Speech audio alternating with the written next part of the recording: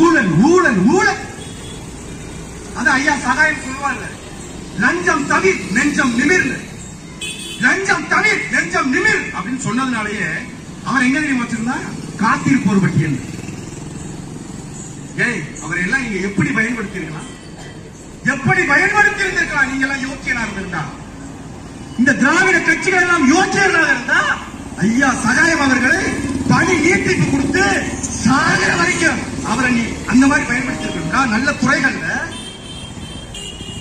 அவரை கொண்டு போய் காத்திருப்போர் பட்டியல போட்டா அவர் பார்த்தாரு, எதுக்குடா நம்ம உட்கார்ந்து ஓசி சம்பளம் வாங்கணும்னு எழுதி கொடுத்துட்டு வந்துட்டேன். ஏன் அதுல கூட நேர்மை அவருக்கு, சும்மா உட்கார்ந்து இருந்து சம்பளம் வாங்குற மேடம். அவரை கொண்டு போய் டாஸ்மாக்கு போடுறோம். எப்படி பாரு, இது ஐயா சொன்னது. ஐயா சகாயம் ஐஏஎஸ் சொன்னது என்ன தெரியுமா? சேலத்தில் அவர் இருக்கும்போது டாஸ்மாகினுடைய இயக்குனர் அவரை போட்டிருந்த போது ஒரு நாள் நள்ளிரவு 12:30க்கு போன் வருது அவருக்கு. குடிகாரன் குடிகாரன் சொல்லக்கூடாது, கோபம் ஆட்சியாளர்களுக்கு. மதுப்பிரியர்கள் குடிகாரன் சொல்லக்கூடாதா, மதுப்பிரியர்கள். அது மாதிரி கள்ளக்காதல் சொல்லிடக்கூடாது. இவங்களுக்கு திருமணம் நடந்த உறவு எப்படி பேர் வைக்கிறான் பாரு, யோக்கியமா. எப்படி தட்சிணாமூர்த்திங்கிற கருணாநிதி வச்சானோ அது மாதிரி குடிகாரர்கள் சொல்லாத, மதுப்பிரியர்கள்,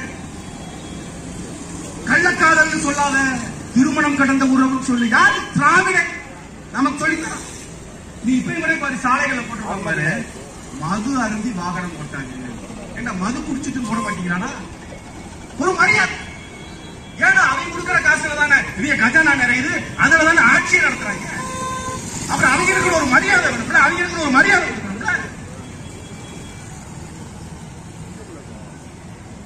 அப்ப இரவு 12:30க்கு ஒரு மதுப்பிரியர் போன் பண்றாரு ஐயா சகாயம்.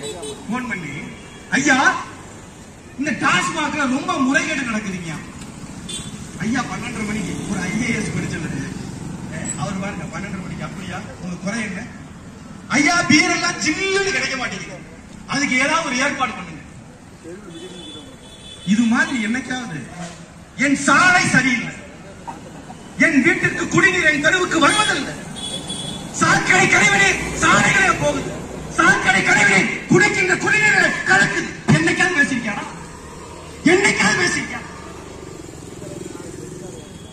யாராவது கேட்டிருக்கியா? அரசியல் கட்சி தவிர, அது குறிப்பா நாம் தமிழர் கட்சியை தவிர எவனாவது என்னைக்காவது மாவட்ட ஆட்சியாளர் போய், இல்ல தாசில்தார்கிட்ட போய், இல்ல வட்டாட்சியர்கிட்ட போய் என்றைக்காவது